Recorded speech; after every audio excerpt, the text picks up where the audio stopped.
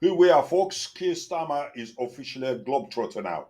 Just what he's been dreaming of for years and years and years. Why not? Blair, Boris, Cameron, May, Rishi, they all did. Now it's his turn. He's finally getting his chance to be seen as a great leader, someone who commands respect.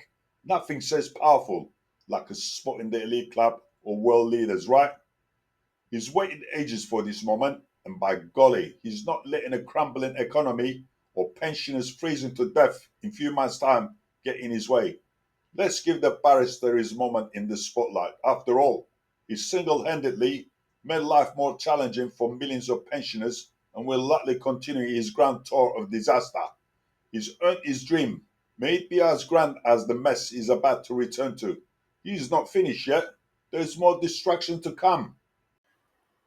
Let's get back to Britain's domestic problem. £22 billion shortfall. That's all we hear over and over. Every question, every problem is the same response. £22 billion debt. But ask yourself this: how many times can they hide behind that number? How long are we supposed to accept this tired excuse? We've been taken for fools. They throw this number at us as if it explains everything. But here is something to think about. When Labour left, the deficit was 150 billion. Where was the panic then? Why wasn't every decision tied to that figure? Why now? What are they really hiding behind that 22 billion? It's almost like they think we won't notice. Like we'll just nod along and stop asking questions. But aren't you tired of being told the same story? Aren't you tired of the blame game? The deflections? Because I am. We all should be. And now, instead of fixing real problems, they come up with distractions. Fast food outlets, ban them. Smoking outdoors, ban that too. They want to ban enjoyment altogether. But here's the real question: why? Why are they so obsessed with control? Why are they so eager to dictate how we live our lives? Has anyone stopped to consider economic impact of banning fast food ads? What happens to McDonald's, KFC, or the countless businesses tied to advertising revenue? Do they care? What about the TV networks, the small businesses that rely on ads? Do they even think about the jobs that could be lost?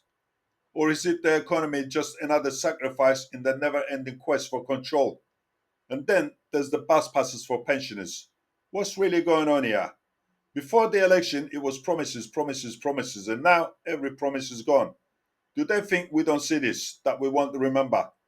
When the strikes were happening, that is, transport workers and junior doctors in the past, what did they do? They bribed them so that they don't strike. Let's not pretend it was anything else. Huge pay rises to keep them quiet. But why only them? Why is it that pensioners who spent their lives contributing to this country get the worst deal? Because they can't strike, because they can't rebel. Are they easy targets? Think about it. The government knows pensioners won't march in the streets. They won't hold the country to ransom, so they cut their benefits without second thought. What kind of a leadership is that? Punishing the vulnerable because they can't fight back. And now they're going after bus passes. Single persons council tax relief is next. And don't be surprised when they introduce a mileage tax. It's coming, trust me. But where's the real accountability? Where's the conversation about the people making these decisions?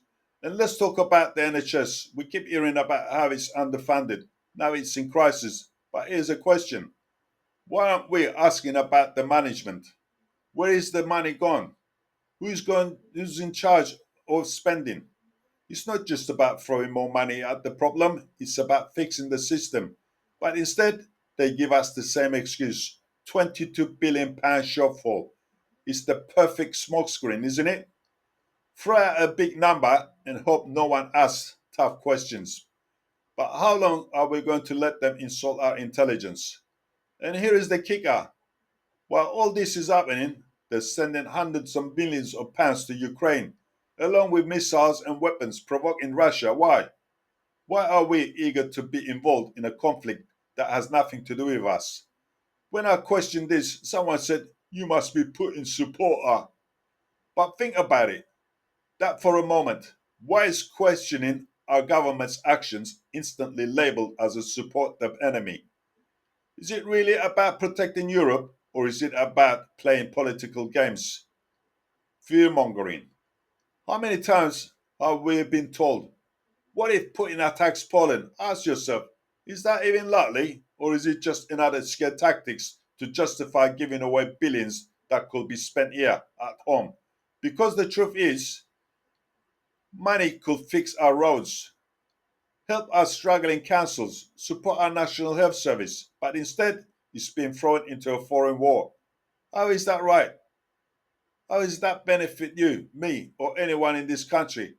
It's time we ask the real questions. Why are we sending money abroad when our own country is falling apart?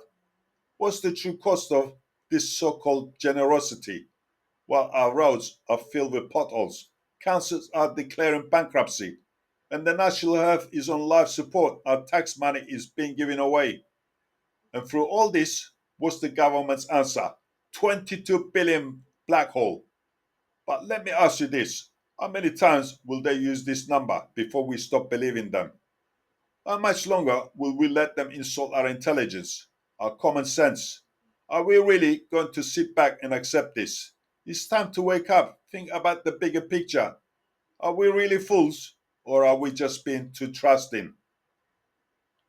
Because if we don't start questioning now, what else are they going to get away with? Think about it.